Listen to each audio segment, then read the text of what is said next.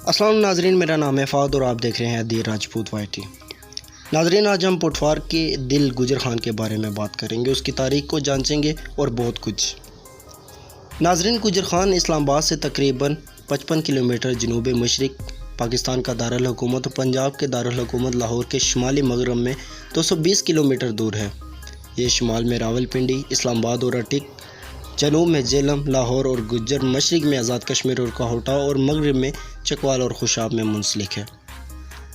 کہتے ہیں کہ گجر خان واقع پٹوار کے علاقے، شہر اور علاقہ ارد گرد اس کے مارشل سکاوت کے لیے معروف ہے اور بعض اوقات کہا جاتا ہے شہیدوں کی سرزمین، کہ شہر کے بیچ میں ایک اہم ضلعی ہسپتال ہے جس کے ساتھ ساتھ بہت سی دیگر نجی اور سرکاری چیزیں موجود ہیں۔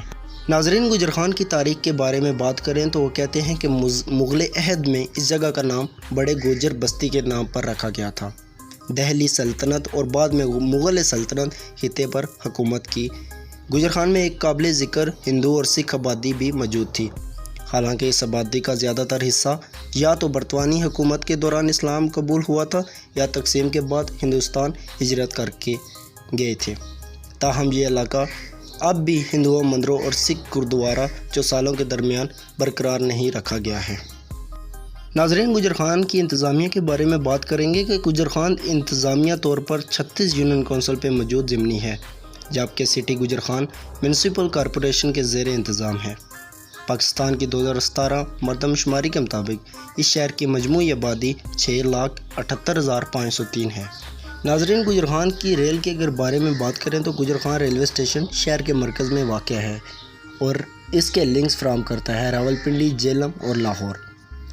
اور ناظرین، بس مقامی خدمات مقامی قصبوں کو بسوں کے وسیع راستے بھی مہیا کرتی ہے اور آس پاس کے دیہات میں چھوٹے چھوٹے شٹل بھی جاتے ہیں۔